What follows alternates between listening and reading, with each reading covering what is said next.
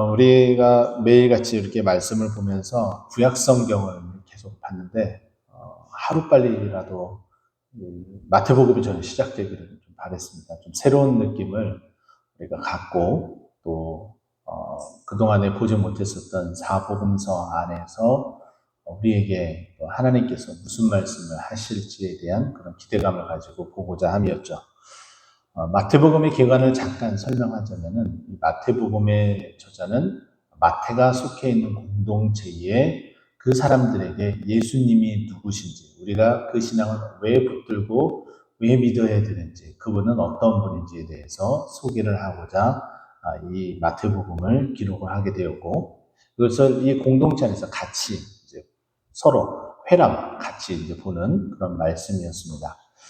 그러면 이제 마태는 과연 누구냐? 그 인물을 좀 살펴보게 되면 그의 아버지는 알페오라는 사람이고요. 그리고 그 알페오가 이스라엘의 12지파 가운데 레위 지파에 속해져 있습니다. 그래서 마태를 지칭을 할 때에 레위 마태라고 이야기를 하죠. 이 부분만 놓고 봐서라도 매우 굉장히 좀 씁쓸함을 지울 수가 없습니다. 왜냐하면 레위 지파라면은 무슨 일을 해야 되는 거예요? 제사장 일을 해야 되겠죠. 근데 지금 이 마태는 제사장인가요? 제사장 일을 전혀 하지 못하고 있습니다. 무슨 일을 하고 있냐면은 헤롯 안티바 시대의 세관으로서 삶을 살아가고 있어요. 마태가 예수님의 부르심을 받고 12제자의 그 반열에 들었을 바로 그때에도 세관에 앉아서 그 일을 업무를 보고 있을 때에 예수님께서 불러서 비로소 예수님이 12제자가 돼서 예수님 온전히 따르는 그런 일들을 했습니다. 근데 여기서 한 가지 의문점은 그것이죠. 예수님이 부르셨을 때에 마태가 가지고 있었던 그 직업, 지탄의 대상을 받았지만은 생활하는 데 있어서는 전혀 문제될 것이 없고 오히려 풍족하게 살아갈 수 있는 그런 삶이었습니다. 그런데 사람이 풍요롭게 사는 것이 전부는 아닌 듯합니다. 정말 내가 무엇 때문에 살고 내 삶의 목적이 무엇인지 그것이 명확하고 분명해야지 우리가 살아가는 데에 삶의 동력을 얻게 되죠. 그것을 정확하지 못한 그런 사람들, 내가 왜 사는지, 무엇 때문에 사는지 그것을 알지 못해서 방황하다가 끝끝내 자기의 목숨을 자기 스스로 정리하게 되는 일들도 발생하게 됩니다. 그러니까 자신의 그 삶의 목적, 그 방향이 그래서 매우 중요하다라고 볼 수가 있습니다.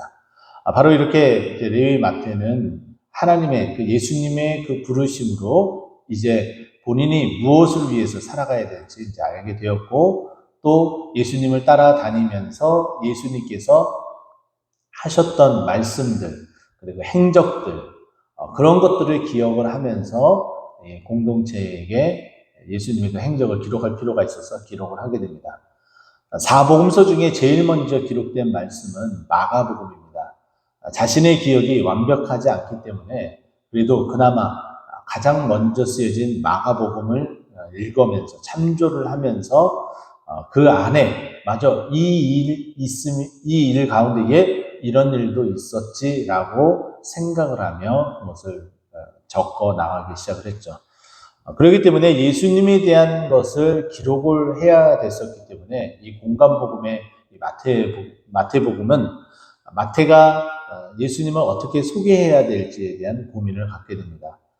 그가 레위 지파로서 유대인들을 향하여서 그 공동체 안에 예수님을 왕으로 성경에서 언급한 메시아, 왕으로서 언급을 하고 소개를 해야겠다라는 마음을 가지고 그렇게 이 말씀을 집필하기 시작을 하죠.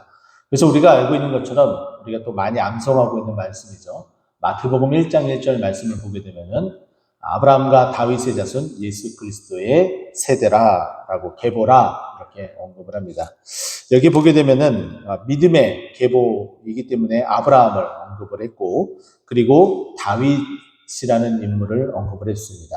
왜 다윗이라는 인물을 언급을 했냐면은 그가 왕으로 왔기 때문에 그 왕의 계보를 이어지어 나아간다라는 것을 말해주고 있고, 또 예수님이 유다지파, 그렇기 때문에 유다지파를 통해서 왔다라는 것을 알려주기 위함이죠.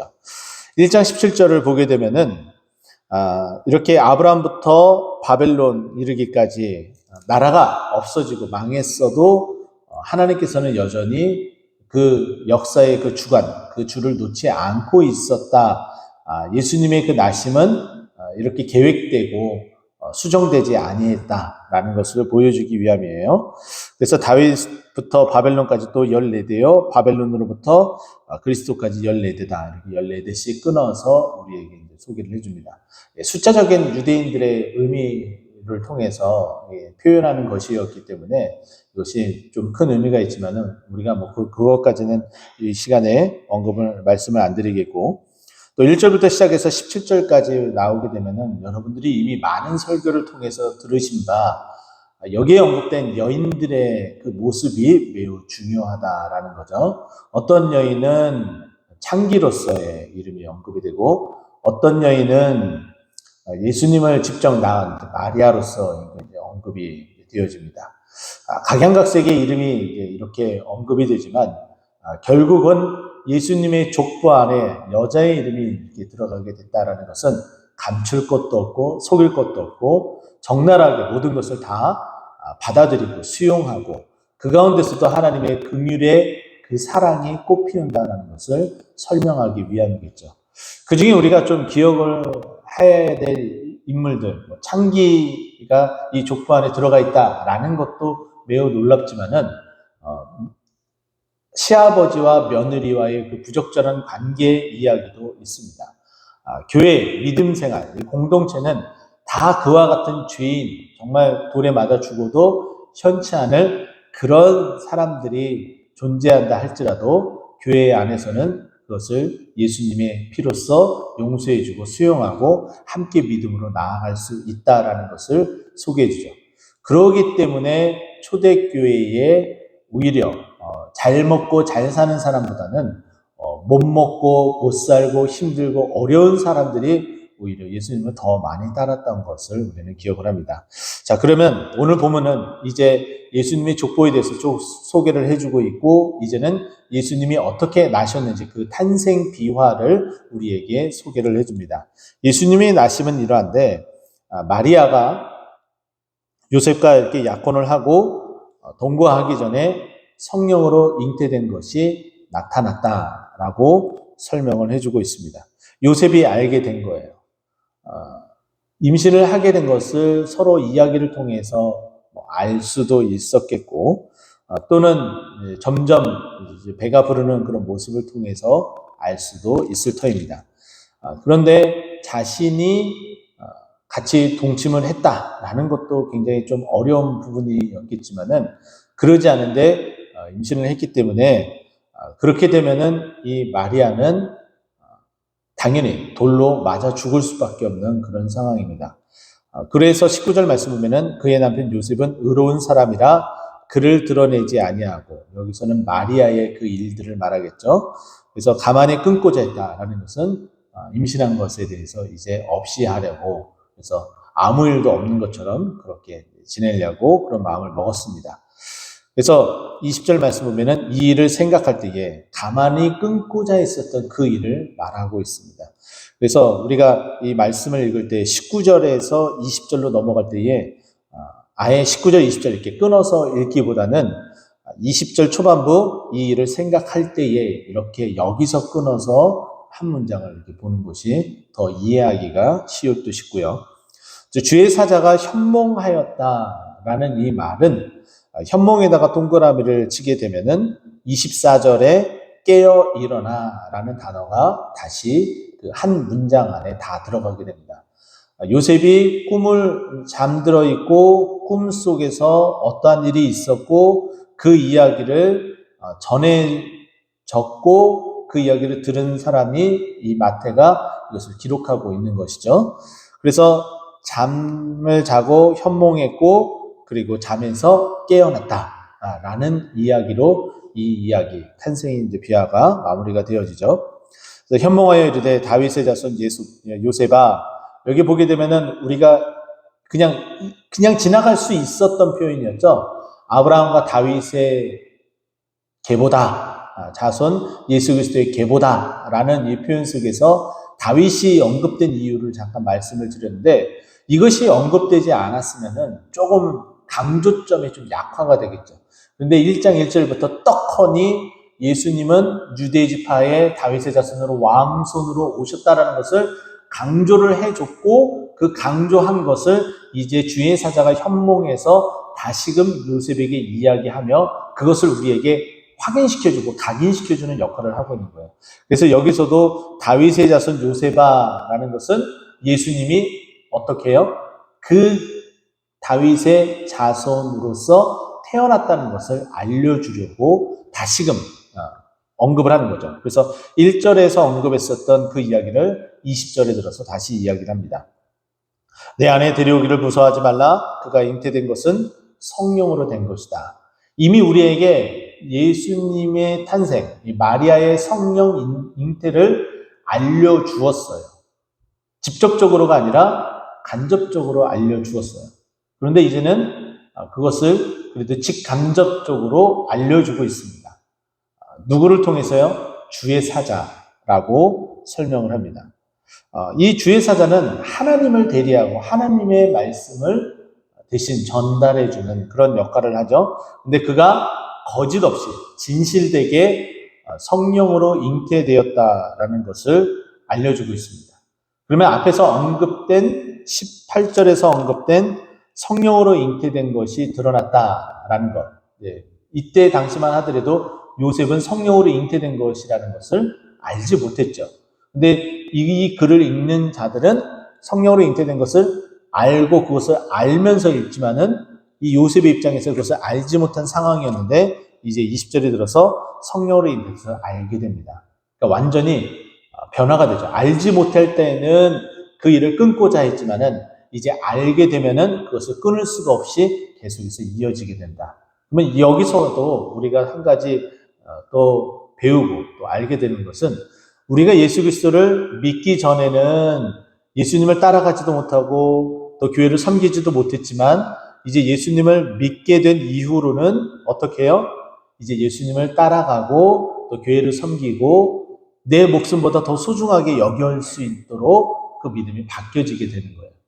그러니까 이 믿음, 이 성령의 나타나심의 그 역사는 우리에게 이와 같은 많은 변화를 준다는 것 기억을 했으면 좋겠습니다.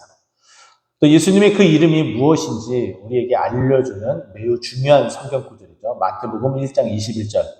자기 백성을 저들의 죄에서 구원할 자, 구원자라는 표현이죠. 이 말은 호세아, 또 여호수아 이런 말들과 같은 뜻을 가지고 있다라고 제가 여러 번 강조해서 말씀을 드린 바 있습니다. 그 이름대로 예수님은 우리를 구원하기 위해서 이 땅에 오셨다는 것. 근데 이것이 그냥 거저 온 것이 아니라 이미 우리 하나님께서 예수님이 이 땅에 오시기 전에 선지자의 입들을 통해서 이미 다 알려주셨다는 거예요. 이사야 7장 14절 말씀을 인용을 하고 있는데 처녀가 잉태하여 아들을 낳으리니 그 이름을 임마누엘이라 하라. 처녀가 잉태한다. 성령으로 잉태된 것. 성령 잉태서를 우리에게 말해주고 있고 그 이름인 임마누엘. 하나님이 우리와 함께 하시기 위해서 이 땅에 내려오신 것을 우리에게 설명을 해주고 있습니다. 자, 그 말을 이제 다 듣고 나서 요셉이 잠에서 깨어 일어나게 됩니다. 주의 사자의 분부대로 그대로 행하였다. 이것이 가장 중요하겠죠. 우리도 수많은 꿈을 꿀 수 있고 하나님께서 우리에게 말씀하시고 지시할 수도 있는데 하나님의 말씀, 뜻, 그 지시사항대로 하나님의 뜻대로 그대로 나타나게 할 수 있는 유일한 방법은 무엇이에요? 24절에 나타내는 것처럼 분부대로 행하는 것이에요. 그렇지 않으면 아무런 역사도 아무런 하나님의 뜻도 펼쳐지지가 않는다는 거죠. 그래서 요셉은 잠에서 깨어나자마자 꿈의 현몽에 있었던 그 주의 사자가 말한 그대로 믿고 의지하고 따라서 그 말씀한 대로 분부대로 행했다. 그리고 아들을 낳기까지 동침하지 아니하였고 결국에는 아들을 낳게 되고 그 말씀하신 대로 그 이름을 예수라 이름을 짓게 되어집니다.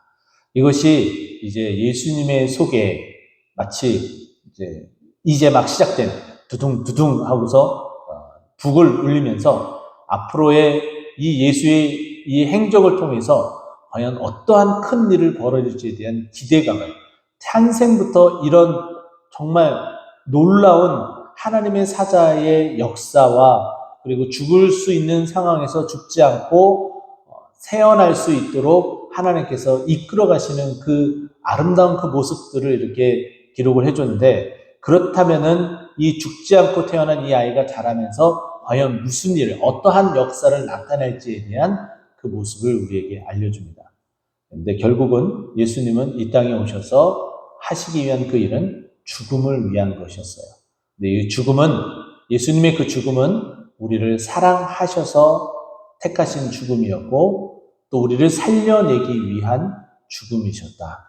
그 일을 위해서 아기 때에 죽음을 맛보지 않도록 성령이 행한 대로 순종하여 이렇게 그 자리까지 갈 수 있었다라는 이 이야기들을 기억하며 앞으로 마태복음을 통하여서 우리에게 계속해서 진행되어질 그 은혜를 사모하며 말씀을 읽어나가는 우리 모두가 되기를 간절히 축원드립니다.